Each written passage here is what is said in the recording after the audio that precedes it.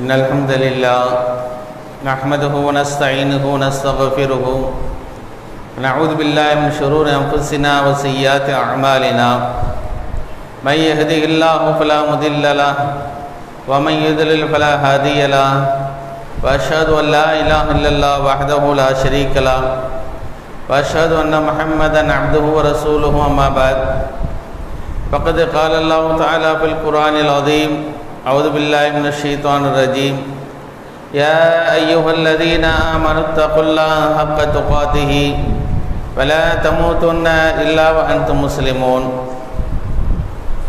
எல்லா புகழும் அல்லாஹ் ஒருவனுக்கே உரித்தானது. அந்த அளவிலா அருளானுடைய சாந்தியும் சமாதானமும் அகிலத்தின் அருக்குறையான அன்னலம் பெருமானான நபிகள் நாயகம் ஸல்லல்லாஹு அலைஹி வஸல்லம் அவர்கள் மீதும் அன்னாரின் குடும்பத்தினர் மீதும் நல்லற தோழர்கள் மீதும் இந்த ஏகத்துவக்குழு ஏற்றெடுக்கக்கூடிய அனைத்து முஸ்லிம்கள் மீதும் நின்று நிலவற்றமாக என்று பிரார்த்தித்தவனாக அல்லாஹ் ரப்புல் ஆலமீன் இந்த உலகை படைத்து உலகில் இருக்கக்கூடிய ஒவ்வொரு உயிரினங்களுக்கும் அவைகளுடைய வாழ்க்கை வழிகாட்டு நெறியை அல்லாஹ் ரப்புல் ஆலமீன் அமைத்து கொடுத்திருக்கின்றான். வெறுமனே படைப்பினங்களை படைத்ததோடு மாத்திரம் இருந்து விடாமல் ஒவ்வொரு படைப்பினங்களும் அவை எவ்வாறு செயல்பட வேண்டும் என்பதற்கு அல்லாஹ் ரப்புல் ஆலமீன் சில வரையறைகளை வகுத்து தந்திருக்கின்றான். திருமறையில் அல்லாஹ் ரப்புல் ஆலமீன் சொல்லி காட்டுகின்ற பொழுது அனைத்து உயிரினங்களும் ஒரு சமுதாயமாக இருக்கின்றன. மனிதர்கள் மாத்திரமல்ல, உலகில் இருக்கக்கூடிய எல்லா ஜீவராசிகளும் ஒவ்வொரு சமுதாயங்களாக கூட்டங்களாக இருக்கின்றன என்பதாக அல்லாஹ் சொல்லிவிட்டு இந்த மனித சமுதாயத்தை பொறுத்தவரை இவர்கள் எவ்வாறு நடக்க வேண்டும் என்பதை அல்லாஹ் ரப்புல் ஆலமீன் இறைவனுடைய தூதர்கள் மூலமாக இறைவனுடைய வேதங்கள் மூலமாக இந்த மனித சமுதாயத்திற்கு அல்லாஹ் வழிகாட்டுகின்றான். முதல் மனிதர் ஆதம் அலைஹிஸ்ஸலாம், அவருடைய துணைவியர் ஹவ்வா இருவரையும் அல்லாஹ் ரப்புல் ஆலமீன் இந்த பூமிக்கு அல்லாஹ் அனுப்புகின்ற பொழுது ஒரு செய்தியை சொல்லி அனுப்புகின்றான். வகுல்னா ஹபிது மின்ஹா ஜமியா, நீங்கள் அனைவரும் இங்கிருந்து இறங்கிவிடுங்கள். ஆதம் அலைஹிஸ்ஸலாம், அவருடைய மனைவி ஹவ்வா, அவருடைய வழித்தோன்றல்களாக இருக்கக்கூடிய இந்த மனித குலம் இருக்கிறதே, ஆதம் அலைஹிஸ்ஸலாமுடைய முதுகம் தண்டிலே இருக்கக்கூடிய அந்த அனைத்து விதமான உயிர்களுமாக ஆன்மாக்களுமாக நீங்கள் அனைவருமாக இந்த உலகத்தை நோக்கி நீங்கள் இறங்கிவிடுங்கள் என்று சொல்லிவிட்டு ஃபைம்மா யஅ்தியன்னக்கும் மின்னீ ஹுதன், என்னிடமிருந்து உங்களுக்கு நேர்வழி வரும்.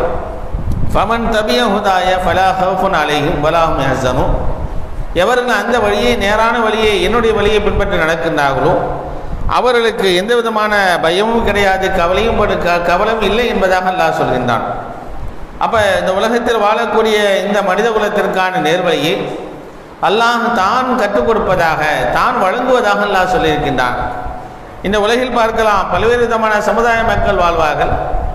அவரவர்கள் தத்தமது கொள்கை தான் சிறந்தது என்பதாக இந்த உலகத்தில் வாழலாம். இன்று இஸ்லாமியர்கள் மாத்திரம் இந்த உலகில் வாழலாம். இஸ்லாம் அல்லாத சமுதாய மக்கள், பல சமுதாய மக்கள் உலகத்தில் வாழ்கின்றார்கள். இப்படி எண்ணற்ற சமுதாய மக்கள் இந்த உலகத்தில் வாழ்ந்தாலும் எதை பின்பற்றி நடக்க வேண்டும், எப்படி இந்த உலகத்தில் வாழ வேண்டும் என்பதற்கான வழிகாட்டுதலை படைத்த அல்லாஹ் தான் கொடுக்க வேண்டும். அல்லாஹ் தான் அகிலங்களின் அதிபதி, அனைத்தையும் படைத்தான். அனைத்திற்குமான நேரான வழியை காட்டி இந்த வழியை பின்பற்றி வாழுங்கள் என்று அல்லாஹ் சொல்லுகின்ற பொழுது அந்த படைத்த இறைவனுடைய வழியை நாம் பின்பற்றி வாழ வேண்டும். வழியே நாங்கள் எங்களுடைய மனம் போன வகையில் நாங்கள் வாழ்வோம், எங்கள் முன்னோர்கள் சொன்ன வழியை நாங்கள் பின்பற்றி நடப்போம் என்று ஆதாரம் இல்லாத வழிகளை பின்பற்றி நடக்கக்கூடியவர்களாகத்தான் இந்த உலகத்தில் இருக்கின்றார்கள். இஸ்லாம் என்கின்ற கொள்கையாகிறது அப்படிப்பட்ட கொள்கை அல்ல. அல்லாஹ் ரப்புல் ஆலமீன் இஸ்லாத்திற்கு அழகிய உதாரணத்தை அல்லாஹ் ரப்புல் ஆலமீன் சூரத்தில் இப்ராஹிம் என்கிற அத்தியாயத்தை சொல்லிக்காரு. இஸ்லாம் என்றால் என்ன, எப்படிப்பட்ட கொள்கை, அதை நாம் எப்படி பின்பற்றி நடக்க வேண்டும், அது எப்படி நமக்கு பலன் தரும் என்பதை அல்லாஹ் சொல்லி காட்டுகின்றான். திருமறை அல்லாஹ் சொல்கின்ற பொழுது அலம் தர கைஃப தரபல்லாஹு மஸலன், அல்லாஹ் என்ன செய்கிறான், ஒரு உதாரணத்தை சொல்லி காட்டுவது. நபி, நீங்கள் சிந்திக்கவில்லையா என்றால் அல்லாஹ் சொன்னான். கலிமத்தன் தொய்யிபத்தன், இந்த நல்ல கொள்கைக்கு உதாரணத்தை அல்லாஹ் சொல்லி காட்டுகின்றான். இந்த சத்திய கொள்கைக்கு ஷஜரத்தின் தொய்யிபா, அழகிய மரத்தை, நல்ல மரத்தை நல்ல உதாரணமாக அல்லாஹ் காட்டுகின்றான். அஸ்லுஹா சாபித்துன் வ ஃபரவுஹா பிஸ்ஸமா, அதனுடைய வேர்பகுதி ஆகிறது பூமியில் ஆழ பதிந்திருக்கும் என்று சொல்லிவிட்டு அதனுடைய கிளைகளாகிறது வானலோகம் அளவுக்கு, வானின் அளவுக்கு பறந்து விரிந்ததாக இருக்கும் என்று அல்லாஹ் சொல்றான். இந்த உலகத்திலே பல விதமான காட்சிகளை பார்ப்போம். அது மரங்கள் என்பது பிரம்மாண்டமாக இருக்கும். மலைகளை நாம் பயணிக்கின்ற பொழுது பார்த்தா மரமெல்லாம் பிரம்மாண்டமாக இருக்கும். எவ்வளவு தூரம் பார்த்தா பல மீட்டர், நூற்றுக்கணக்கான மீட்டர் அளவுக்கு வளர்ந்துருக்கும். அல்லாஹ் சொன்னான், இந்த கொள்கைக்கு உதாரணத்தை அழகிய உதாரணமாக சொல்கின்ற பொழுது அதனுடைய வேர் பகுதியும் பூமியிலே இருக்கும். அவருடைய மரங்களுடைய அந்த மரத்துடைய கிளைகளாக வானத்தின் அளவு பறந்து விரிந்திருக்கக்கூடியதாக வலுவான மரம் என்பதாக நான் சொன்னான். ஏதோ காற்றடித்து புயலிலே சாயக்கூடிய மரம் அல்ல என்று சொல்லிவிட்டு தூத்தி ஊக்கலாக குல்லகையினேன், எல்லா காலகட்டங்களிலும் அதனுடைய பருவ காலங்களிலே கனிகளை வழங்கக்கூடியதாக இருக்கும் என்று சொல்லிவிட்டு அல்லாஹ் மனிதர்கள் சிந்திப்பதற்காக இந்த உதாரணத்தை அல்லாஹ் சொல்றான்னு அல்லாஹ் சொல்றான். அப்ப இந்த கொள்கை என்பது, இந்த ஏகத்துவ கொள்கை என்பது இந்த உலகில் வாழக்கூடிய மனிதர்களுக்கு பலன் தரக்கூடியதாக இருக்கும். அது உறுதியான கொள்கையோடு நாம் வாழ்கின்ற பொழுது உலகத்திலே இந்த ஏகத்துவ கொள்கையை நாம் பின்பற்றி வாழ்வதனால் லேசாக நாம் இருந்து விட முடியாது. இந்த உலகத்தில் சாதாரண ஒரு மரம் எப்படி ஒரு புயலை எதிர்கொள்ளுமோ, மழையை எதிர்கொள்ளுமோ, இயற்கை சீற்றங்களை எதிர்கொள்ளுமோ, எப்படி அது தாக்குப்பிடித்து சில மரங்கள் நிற்கும். நிறைய புயலே வந்தாலும் அப்படியே சில மரங்கள் நிற்கும். சில மரங்கள் லேசாக காற்றளித்தால் கூட சாய்ந்து விடும். அப்படி இருந்து விடாமல் உறுதியான கொள்கையோடு யார் இருக்கின்றார்களோ அவர்கள் தான் இந்த உலகிலும் வெற்றி பெற்றவர்கள், மறுமையிலும் வெற்றி பெற்றவர்கள். அல்லாஹ் சொல்லி காட்டுகின்ற பொழுது சபித்துல்லாஹ் உள்ளதீன ஆமன், ஈமான் கொண்ட அந்த நல்லடியார்கள் அல்லாஹ் என்ன செய்யறானா உறுதியாக ஆக்கிறான். இந்த கொள்கையில் யார் உறுதியாக இருக்கிறான், சத்தியத்தை யார் பின்பற்றி நடக்கிறார், இந்த கொள்கை என்பது அல்லாஹ்வினால் மனித சமுதாயத்திற்கு இறைவன தூதர்கள் மூலமாக வழங்கப்படக்கூடிய இந்த சத்திய நெறி யார் பின்பற்றி நடக்கின்றார்களோ அவர்கள் அல்லாஹ் என்ன செய்யறான் உறுதியாக்கினான். இந்த உலகில் வாழ்கின்ற பொழுது அல்லாஹ் உறுதியாக்கின்றான், ஒஃபில் ஆஹிரா மறுமையிலும் உறுதியாக ஆக்கின்றான். எதிரிபுல்லாஹ் அம்சால் இன்னாஸ், அல்லாஹ் சொல்லி காட்டுகின்றான் மனிதர்கள் சிந்திப்பதற்கு உதாரணம். அதை விளக்கமாக அல்லாஹ்வுடைய தூதர் நபிகள் நாயகம் ஸல்லல்லாஹு அலைஹி வஸல்லம் இந்த திருவசனத்தை விளக்கம் சொல்கின்ற பொழுது கபருடைய வாழ்க்கை ரசூலுல்லாஹ் சொல்றாங்க, மனிதன் மரணித்திற்கு பின்பாக முதலாக அவனுடைய மறுமை வாழ்க்கையாக தான் ஆரம்பமாகின்றது. மௌத்தா போயிட்டா முடிஞ்சு வச்சு, அடுத்து என்ன மறுமை தான். அந்த கபர் என்பது மறுமையுடைய முதல் அடையாளமாக இருக்கிறது, முதல் செக் போஸ்டே அதான். என்ட்ரன்ஸ் எக்ஸாம் சொல்லுவாங்களா இல்லையா, பல்கலைக்கழகங்கள் கல்லூரியில் எழுதுவதற்கான அந்த எக்ஸாமில் யார் கரெக்டாக எழுதுகிறாரோ அதான் உள்ள போய் படிக்க முடியும். அவன் அடுத்த கட்டத்துக்கு போவான். நீட் எக்ஸாம்னு புரிஞ்சுக்கோமே, இந்த கபர் தான் நீட் எக்ஸாம். அந்த எக்ஸாம்லேயே அந்த பரீட்சையில் யார் தேர்கிறார், வெற்றி பெறுகிறாரோ அவர் தான் அடுத்த கட்டத்துக்கு அவனுடைய வாழ்க்கையாக சிறப்பாக அமையும். அங்கே போய் இபாதத்தெல்லாம் செய்ய வேண்டிய அவசியமே கிடையாது. கேட்டால் பதில் சொல்றானா, இவன் சரியா இருக்கிறான் என்று உள்ளே அனுமதிக்கப்படுகின்ற சுவன வாழ்க்கையை எல்லாம் கொடுப்பான். சொல்ல ஆரம்பிக்கிறாங்க, கபரிலே மனிதன் அடக்கப்பட்டதற்கு முன்பாக 2 மலக்குகள் அவனை அமர வைத்து அவனிடத்தில் கேள்விகளை கேட்பாள். மர்ரப்புக்கு அவன் இறைவன் யார், உன் அதீனுக்கு அவன் மார்க்கம் என்ன, தூதரை பற்றி இந்த நபரை பற்றி என்ன நினைக்கிறார் என்று அல்லாஹ்வுடைய தூதரை பற்றி விசாரிக்கப்படுகின்ற அந்த செய்தியில் இருக்கின்றது. அப்பொழுது அந்த மனிதன் இந்த உலகத்திலே உறுதியான கொள்கையோடு வாழ்ந்த மனிதனை அல்லாஹ் அங்கு உறுதியாக ஆக்குவானா. அந்த மலக்குகள் கேட்கக்கூடிய கேள்விகளுக்கு பதிலளிக்கக்கூடியதாக அல்லாஹ் ஆக்குவான். மதர் ரசூலுல்லாஹ் சொல்றாங்க, இந்த உலகத்தில் உறுதியாக இருக்கும், ஈமானிலே உறுதியாக இருக்கணும். ஈமானிலே உறுதியாக இருக்கின்ற பொழுது லேசாக நம்ம இருக்க முடியாது. பல விதமான சோதனைகள் வரும். குடும்பத்தின் மூலமாக ஈமானுக்கு சோதனை வரலாம், ஊர் மக்களின் மூலமாக வரலாம், ஆட்சியாளர்கள் மூலமாக வரலாம், பொருளாதாரத்தின் மூலமாக நம்முடைய சோதனைகள் வரலாம். இன்று பல்வேறு விதமான வழிகள் இந்த சோதனைகள் வருகின்ற பொழுது இந்த கொள்கையிலிருந்து நான் மாற மாட்டேன். எனக்கு கொடுக்கப்பட்டிருப்பது இறைவனிடமிருந்து வந்திருக்கக்கூடிய கொள்கை, இதில் நான் ஒருபோதும் தவற மாட்டேன், வழி தவற மாட்டேன் என்று யார் உறுதியாக இருக்கின்றார்களோ அப்படிப்பட்ட நபர்களை அல்லாஹ் ரப்பல் ஆலமீன் மிகச் சிறந்த அந்த சில அல்லாஹ் கொண்டு செல்வான் என்பதை குர்ஆனும் ஹதீஸும் சொல்கிறது. இன்னைக்கெல்லாம் நம்ம மகிழ்ச்சியான வாழ்க்கையை வாழ்ந்து கொண்டு இருக்கின்றோம், நிம்மதியான நிலையில வாழ்ந்து கொண்டு இருக்கணும். ஈமானோடு இஸ்லாத்தை பின்பற்றி வாழ்வது என்பது ஒரு பெரிய காரியமாக நமக்கு தோணாது. நாம் முஸ்லீம் பானா நேரங்கள் தொழுகிறோம் தான் செய்கிறோம் தான் முடியும். ஆனால் இதோடு முடிந்து விடுவதா கொள்கை என்பது? சோதனையில உறுதியாக இருக்கிறோமா? அப்படித்தான் சோதிக்கப்பட்டார்கள் நபிமார்கள், சோதிக்கப்பட்டார்கள் நபி தோழர்கள், சோதிக்கப்பட்டார்கள் நல்லடியார்கள், மார்க்கத்தை ஏற்று நடந்த நல்லடியார்கள் சோதிக்கப்பட்ட பொழுது அந்த சோதனையிலே உறுதியாக நின்றவர்களாகத்தான் அந்த மக்கள் எல்லாம் நன்மக்கள் வாழ்ந்தார்கள். இன்னெல்லாம் நபிமாருடைய பெயர்கள் வரலாற்றிலே பேசப்படுகிறது. நபித்தோருடைய பெயரை சொல்கின்ற பொழுது அல்லாஹ் அவருடைய நற்காரியங்களை புரிந்து கொள்வானாக ரலியல்லாஹு என்று சொல்கிறோம் என்று சொன்னால் சும்மா வெறுமனே இல்லை, இஸ்லாத்தை ஏற்றுக்கிட்டு அப்படியே நிம்மதியாக இருந்துட்டாங்களா? அப்படி அமைதியாக அந்த மக்கள், அந்த சமுதாய மக்கள் அவர்களை நிம்மதியாக வாழ விட்டார்களா? இவன் வழியில் நடந்திருப்போ, நாங்கள் சிலைகளை வணங்கி கொண்டு இருக்கின்றோம், இஸ்லாத்தை ஏற்று அல்லாஹ் மாத்திரம் வணங்கியிருப்போம் என்று விட்டு விட்டார்களா? கிடையாது.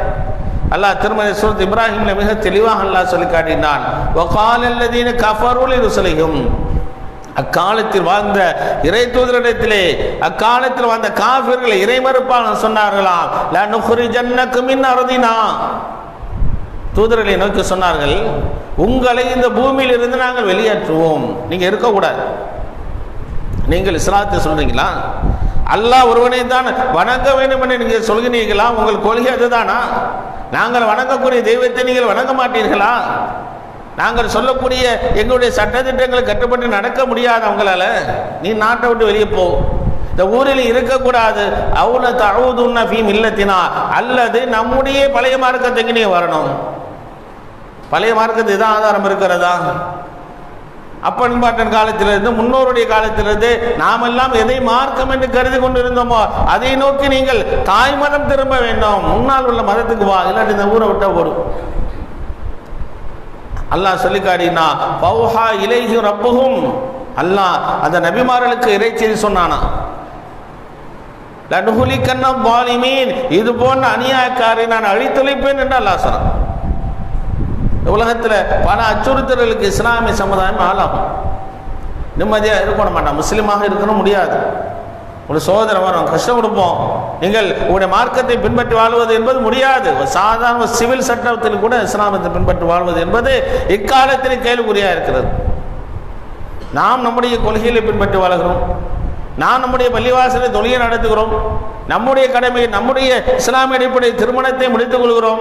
விவாகரம் சட்டம் என்பது இஸ்லாத்தின் அடிப்படையில் இருக்க. இங்கே உள்ள ஒருவர் பள்ளிவாசலா மைக் போட்டு வாங்க சொல்லாத, திருமணமா நான் சொல்ற மாதிரி செய், விவாகரத்தா நான் சொல்றதுதான் கேட்கணும், வக்பு சொத்துக்களா நான் சொல்வதை தான் கேட்க வேண்டும் என்று எப்படி நம்முடைய தனி மனித உரிமைகளை நம்முடைய மார்க்கம் அனுமதித்திருக்கக்கூடிய அந்த உரிமைகளை தலையிடுகிறார்களோ அப்படி கொள்கையிலே தலையிட்ட சமுதாயமாக தான் பிறந்தது. அல்லாஹ் சொல்லி காட்டினான், அந்த அநியாயக்காரனை அழித்தொழிப்பேன் என்று சொல்லிவிட்டு அந்த பூமியிலே உங்களுக்கு உரியவர்களாக உங்களை ஆக்குவோம் என்று சொன்னான்.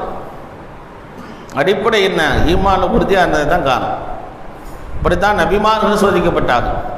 திருமறையிலேயுடைய பல்வேறு விதமான வரலாறு நான் பார்த்தோம் என்று சொன்னால், வெறுமனே அடிதடி மாத்திரமல்ல, தாக்குதல் மாத்திரமல்ல, பல நபிமார்களை கொலை செய்யவும் தயங்கவில்லை.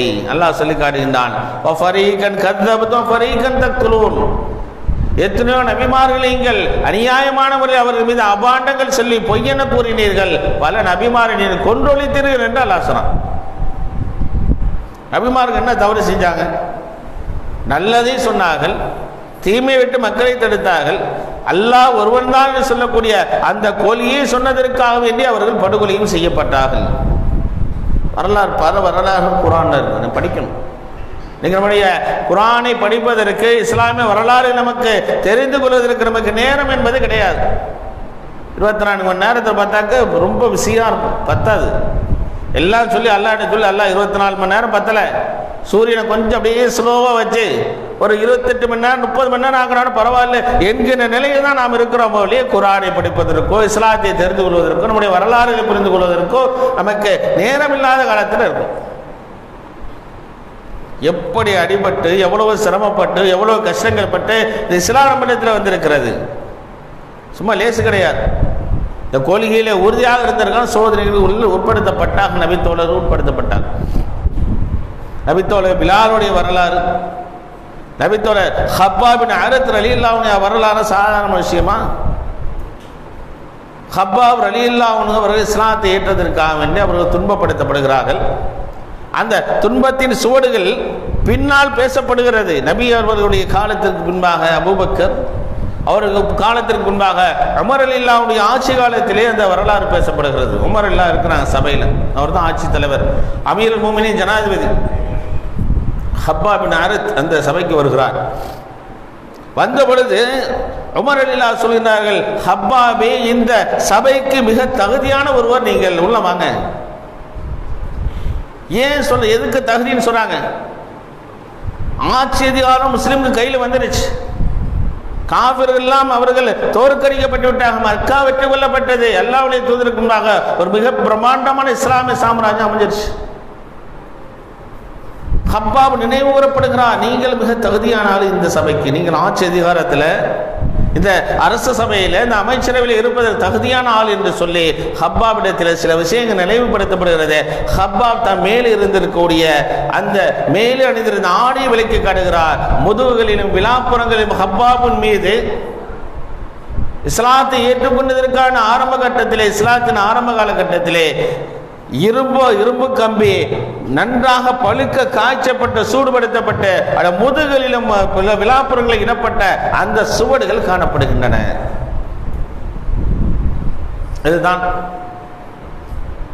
இதுதான் இஸ்லாத்தை ஏற்றுக்கொண்டால் இதுதான் பரிசென்கிற நிலையில் அவருடைய சிரமத்தை உள்ளாக்கப்பட்டதை உமர் ரலியல்லாஹு அவர்கள் நினைவு கூறுகிறான். சொன்னால் இப்படிப்பட்ட சிரமங்கள்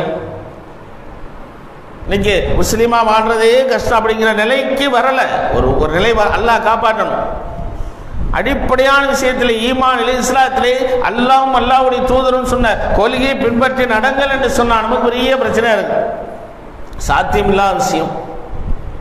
ஒரு வியாபாரம் இறைச்செய்தி வகிச்செய்தி அடிப்படையில் வியாபாரம் பண்ணுங்க, ஹராம் ஹலால பேணுங்க.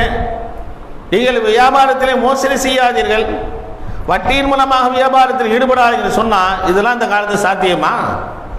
ஈமான் அப்படியே ஆட்டி வைக்கிறோம் சொன்னால் அதெல்லாம் முடியாது, வாய்ப்பு இல்லைங்க. ஒரு வீடு கட்டணும், பேங்கில் லோன் ஹவுசிங் லோன் போடுங்க, அது இல்லாமல் வீடு கட்ட முடியாது. ஒரு வாகனம் வாங்கணும், லோன் போடாமல் செய்ய முடியாது. ஒரு திருமணம் முடிக்கணும், அது நபி வழியெல்லாம் ஃபாலோ பண்ணிட்டு இந்த காலத்தில் இருக்க முடியாது. எப்படிப்பட்ட நிலையில் நாம் சோதனைக்கு உள்ளாக்கப்படுகிறோம். அந்த காலத்தில் முஸ்லிமா வாழ்வதே சோதனை, இஸ்லாம் என்று சொன்னாலே சோதனை. பல நபித்தோழ வரலாறுகள் அடிக்க கொண்டே போகலாம். அத்தனை சோதனைகளுக்கு உள்ளாக்கப்பட்டவங்க கூட உறுதியா நின்றாங்க. தாங்க முடியாத கஷ்டம். ஹப்பாப் ரலியல்லாஹு அன்ஹுடைய இந்த வரலாறு சொல்றோம்னா இதே ஹப்பாப் தான் ரசூலுல்லாஹ்வுடைய காலத்தில் போய் ரசூலுல்லாஹ்ட்ட முறையிடுறார். அல்லாஹ்வுடைய தூதர் காபாவுடைய நிழலிலே தன்னுடைய மேலே இருக்கக்கூடிய துண்டை மடித்து வைத்து சாஞ்சு படுத்திருக்காங்க ரசூலுல்லாஹ். ஹப்பாபும் இன்னும் சில தோழர்களும் போய் அல்லாஹ்வுடைய தூதர்கிட்ட போய் முறையிடுறாங்க. யார் ரசூலுல்லாஹ், அல்லாஹ்வுடைய தூதரே, எதிருடைய தொல்லை எங்களுக்கு தாங்கல, அவர்கள் கொடுக்கக்கூடிய துன்பங்களை எங்களால் தாங்கிக் கொள்ள முடியாத நிலையில் இருக்கிறோம். ஆகவே அல்லாஹ்விடத்திலே நீங்கள் துஆ செய்யக்கூடாதா? உங்க துஆ எல்லாம் ஏற்றுக்குவோம். அல்லாஹ்விடத்தில் நீங்கள் உதவி தேடக்கூடாதா என்று அல்லாஹ்வுடைய தூதர்கிட்ட போய் முறையீடு செய்கிறாங்க. அப்ப ரசூலுல்லாஹி ஸல்லல்லாஹு அலைஹி அவர்கள் படுத்திருந்த இறை தூதர்கள் எழுந்து நின்று அல்லாஹ்வுடைய சொல்றாங்க, முன் சென்ற சமுதாய மக்கள் அடைந்த துன்பத்தை பூமியிலே அடைந்தீர்களா? உங்களுக்கு கஷ்டம்தான் இல்லைன்னு சொல்ல, ஆனால் அந்த மக்கள் உங்களுக்கு முன்னால் வாழ்ந்த மக்கள் அனுபவித்த சிரமத்தோட சிரமமே இல்லை என்கின்ற அளவுக்கு மலைவுக்கும் மடுவுக்குமான வித்தியாசமாக அந்த சிரமங்கள் இருந்தன என்று சொல்ல சுட்டி காட்டுறாங்க. உங்களுக்கு முன்னாலேயே பல மக்கள் சிரமப்பட்டாங்க. சொல்றாங்க, முன் சென்ற வாழ்ந்த மக்களில் ஒருவர் ஈமான் கொண்டார், அல்லாஹ்வை ஏற்றுக்கொண்டார், இஸ்லாத்தை ஏற்றுக்கொண்ட ஒரே காரணத்திற்காக வேண்டி பூமியிலே குழி தோண்டப்படுமாம்.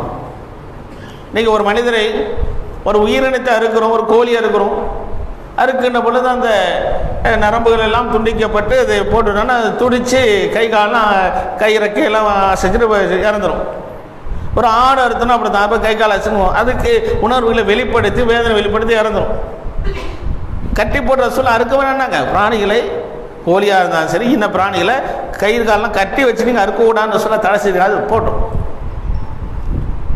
இவர் குழி தோண்டப்படுகிறார், கழுத்து முழுக்க என்ன செய்து மண்ணளி போடப்படுது. அந்த பள்ளத்தில் வைத்தவரை என்ன ஆகும்? உணர்வை வெளிப்படுத்த முடியுமா? எப்படி தண்டிக்கப்படுகிறாங்க ரசூலுல்லாஹி ஸல்லல்லாஹு அலைஹி வஸல்லம் சொல்லி காட்டின பொழுது ரம்பம் கொண்டு வரப்படும். அந்த தோளுடைய இஸ்லாத்தை ஏற்ற அந்த மூமியுடைய நடுப்பகுதியில் வைப்பாங்க. என்ன சொல்ற, இஸ்லாத்தோட வெளி வழியா இல்லையா? அவர் என்ன தப்பு பண்ணார்? கொலை செய்தாரா, குற்றம் செய்தாரா, விபச்சாரம் செய்தாரா, பாவமான காரியம் செய்தாரா, பிறருடைய பொருள்களை அபகரித்தாரா? எந்த தப்பும் செய்யல. அல்லாஹ் ஒருவன் தான் சொல்லக்கூடிய அந்த ஏகத்துவ கொள்கையை ஏற்று நடந்தார், உறுதியாக இருந்தார். நடு வகுடிலே ரம்பம் வைக்கப்பட்டு இருகூறாக அறுக்கப்பட்டும் அவருடைய ஈமானம் பாதிக்கப்படலை. துண்டாச்சு, தலை துண்டாவது உடம்பு, எப்படி அவருடைய நிலைமை இருக்கும்? எப்படி அவருடைய துடிப்புகள் எல்லாம் அடங்கியிருக்கு என்பதை யோசித்து பார்க்க வேண்டாமா? ரசூலுல்லாஹ் சொல்லி காட்டாங்க. மேலொரு செய்தி அல்லாஹ்வுடைய தூதர் ஸல்லல்லாஹு அலைஹி வஸல்லம் சொல்லி காட்டுகின்ற பொழுது மற்றொரு நபர், அவருக்கு கொடுக்கப்பட்ட தண்டனை என்ன தெரியுமா? இரும்பிலான சீப்பு கொண்டு வரப்படும். அதை நெருப்பிலே நன்கு காய்ச்சி பழுக்க வைக்கப்பட்ட நிலையிலே கொண்டு வரப்படும். என்ன சொல்ற? இஸ்லாத்தை விட்டு வெறி வரியா இல்லையா? நான் வரமாட்டேன், அல்லாஹ் ஒருவன் தான் சொல்லக்கூடிய இந்த கொள்கையிலிருந்து நான் மாற மாட்டேன் உறுதியா இருந்தார். அவருடைய உடம்பிலே, அவருடைய உடல் எல்லாம் அந்த சீப்புகள் பாய்ச்சப்படுகின்றன. வச்சு அப்படியே கோதி எடுக்கிறான். சதை தோல் பிரிந்து சதை பிரிந்து அதோடு இருக்கக்கூடிய நரம்புகள் எல்லாம் எலும்பு வரை போய் ஊடுருவியும் கூட அவர் துடிதுடித்து இறந்தும் கூட அவர்கள் ஈமானை விட்டு அவர் பிறளவில்லை என்பதாக ரசூலுல்லாஹி ஸல்லல்லாஹு அலைஹி வஸல்லம் சொல்லிவிட்டு பொறுமையாக இருக்கல், அவசரப்படாதீங்க, ஒரு காலம் வரும். இஸ்லாத்திற்கு அல்லாஹ் ஒரு மகத்தான வெற்றியை தருவான் என்று ரசூலுல்லாஹ் அவர் நற்செய்தி சொல்றாங்க. அப்படிப்பட்ட சிரமலாம் அல்ல. ஹப்பாபை போன்று, பிலாலை போன்று, அம்மாரை போன்று, சுமையாவை போன்று பல சிரமங்களை எல்லாம் நாம் அனுபவிக்கவில்லை. அல்லாஹ்வுடைய சொன்னாங்க, உங்கள் சிரமங்கள் மாறும் என்று ரசூலுல்லாஹ் நற்செய்தி சொன்னாங்க. சன்ஆவிலிருந்து, யமன் தேசத்தில் சன்ஆவிலிருந்து ஹதரமௌத் வரை அச்சமில்லாமல் நீங்கள் பயணம் செய்வீர்கள், எந்த பயமும் இல்லை, அல்லாஹ் ஒருத்தருக்கு தானே பயப்படுவீங்க என்று ரசூலுல்லாஹ் நற்செய்தி சொன்னாங்க. இன்னைக்கு பெரிய நாங்கள் இஸ்லாத்தை ஏற்றுக்கிட்டேன், அவர் நான் தௌஹீதில் இருக்கிறேன், அல்லாஹ்வுக்கு அல்லாஹ்வுடைய தூதரை மாத்திரம் நான் பின்பற்றுவேன், சரியா பின்பற்றுவோமா? அதுதான் கேள்வியே. ஈமானை அசைக்கக்கூடிய பல விஷயங்கள் நமக்கு சோதனையாக ஆக்கப்பட்டோம். இறைவனுடைய வழியை, இறை தூதருடைய வழியை பின்பற்றதை விட்டு நம்மளை தடுமாற செய்யக்கூடிய பல விஷயங்கள் வருகின்ற பொழுது நாம் எந்த நிலையில் நிற்கிறோம்? அல்லாஹ் மிக தெளிவாக சொன்னான், யா அய்யுஹல்லதீன ஆமனூ, நம்பிக்கை கொண்டவர்களே, அத்தீஉல்லாஹ், அல்லாஹ்வுக்கு கட்டுப்படுங்க, அத்தீஉ ரசூல், தூதருடைய வழியை மாத்திரம் நீங்கள் பின்பற்றுங்கள். அவ்வா நீங்கள் செய்யவில்லை என்று சொன்னால் ஃபதஃப்ஷரு, நீங்கள் தோற்று விடுவீர்கள் அல்லாஹ் சொன்னான். ஜெயிக்கவே முடியாது. இப்போ பார்க்குறோமா இல்லையா? பல சோதனைகள் இஸ்லாமிய சமுதாயம் உள்ளாக்கப்படுது. இந்தியாவில் இஸ்லாமிய சமுதாயம் சோதனைகளுக்கு உள்ளாக்கப்படுது, உலகளாவிய இஸ்லாமிய சமுதாயம் சோதனைகளுக்கு உள்ளாக்கப்படுது. காரணம் என்ன? அல்லாஹ்வுடைய மார்க்கத்தை, அல்லாஹ் சொன்ன வழியிலே, தூதர் சொன்ன வழியிலே பின்பற்றாதவருடைய பெரிய விளைவுகளை இஸ்லாமிய சமுதாயம் பெரிய விலையை கொடுத்து கொண்டிருக்கின்றது. அல்லாஹ் சொன்னான், தஃப்ஷலு, தோற்று விடுங்கள், வ தத்ஹப ரீஹுக்கும், உங்களுடைய பலம் குன்றிவிடும் அல்லாஹ் சொல்றான். இந்தியாவிலே 24 கோடி 30 கோடி முஸ்லீம்களிலிருந்து என்ன பலன்? உலகம் 200 கோடி முஸ்லீம்களிலிருந்து என்ன பலன்? ஒரே ஒரு நாடு, ஒரு பயங்கரவாத நாடு, ஒரே நேரத்திலே 7 இஸ்லாமிய நாடுகளை அழித்தொழிப்பதற்கு முயற்சி செய்து அது மாதிரி தாக்குதல் நடத்தினாலும் கூட வாய் முடிச்சு தானே உட்கார்ந்துருக்கான். இன்று இந்தியாவிலே பல கோடி, இந்தியாவில் கூடிய கோடிக்கணக்கான இஸ்லாமிய சமுதாயம் இருந்தோம், இஸ்லாமியர்கள் பாதிப்பு என்று வந்துவிட்டு சொன்னால் நம்மளால் தடுப்பதற்கு முடிகிறதா? பலம் இல்லை, அடிப்படை இல்லை. குர்ஆன் சுன்னா என்று சொல்லக்கூடிய இந்த கொள்கையிலே உறுதியாக இல்லாத விளைவுதான் இது போன்ற நிலையிலே அல்லாஹ் ரப்பல் ஆலமீன் சோதனைக்கு உள்ளாக்குகின்றான். இப்படிப்பட்ட சோதனையில் வருகின்ற பொழுது அல்லாஹ்வின் பக்கம் நாம் திரும்ப வேண்டும். அல்லாஹ்வுடைய தூதர் என்பக்கூடிய வழியின் பக்கம் நாம் திரும்புகின்ற பொழுது நிச்சயமாக நாம் வெற்றி பெறுவோம் என்பதை கவனத்தில் கொண்டு அல்லாஹ் ரப்பல் ஆலமீன் அத்தகைய வாய்ப்பை நம்ம அனைவருக்கும் தந்தருள்வானாக.